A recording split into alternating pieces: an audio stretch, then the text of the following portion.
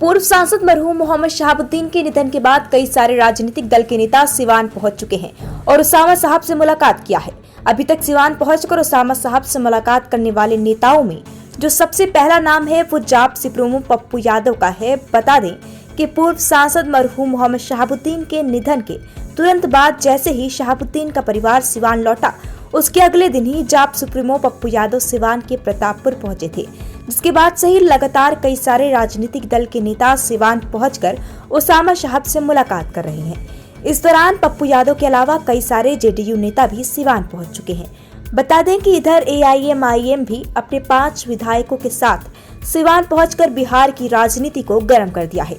एक साथ अपने 5 विधायकों के साथ जब अख्तरुल ईमान सिवान पहुंचे तो कई सारे राजनीतिक दलों में खलबली मच गई। फिर क्या था, एआईएमआईएम के 5 विधायकों को उसामा साहब के संपर्क में आते देख अगले ही दिन पूर्व केंद्रीय मंत्री नागमणि कुशवाहा भी अपने पूरे दलबल के साथ सिवान पहुंच गए और फिर एक बड़ी ऑफर दे डाली।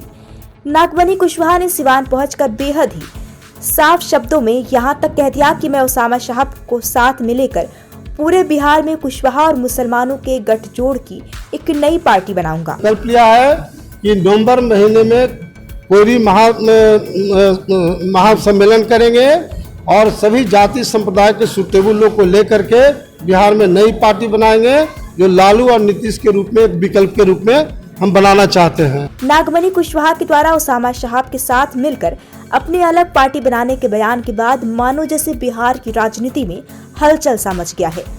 और बिहार की राजनीति में कभी 4 बार विधायक और मंत्री रहे ददन पहलवान, जो इन दिनों अपनी राजनीतिक जमीन तलाशने में लगे हुए हैं,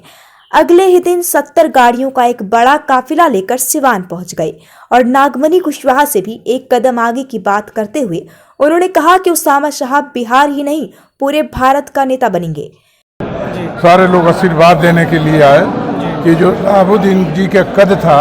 उनसे आप आगे बढ़ के बिहार की और देश की जनता को दिखाने का आप काम करें। चूंकि ददन पहलवान का राजनीतिक कद बहुत बड़ा माना जाता है, इसलिए एक साथ 80 गाड़ियों का काफिला का सिवान पहुंचकर उसामा साहब से मिलना राजद नेता तेजस्वी को रास नहीं आई और फिर उन्होंने भी बिना देरी तेज प्रताप यादव को सिवान भेज दिया। खुद तो तेजस्वी यादव आज तक सिवान नहीं पहुंच पाए, लेकिन उन्होंने तेज प्रताप यादव को मामले को सुलझाने के लिए भेज दिया। बता दें कि यहाँ एक बात समझने वाली है कि बिहार की राजनीति में इन दिनों उसामा साहब का कद क्यों इतना बड़ा माना जा रहा है। इस बात का अंदाजा आप इसी से लगा सकते हैं कि एक के बाद एक बड़े से बड़े नेता लगातार उसामा साहब के संपर्क बनाए हुए हैं।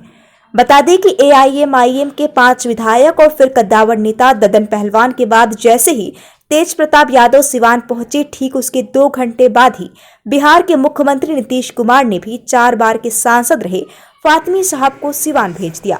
इन सभी राजनीतिक दलों के गतिविधियों के बाद एक बात तय है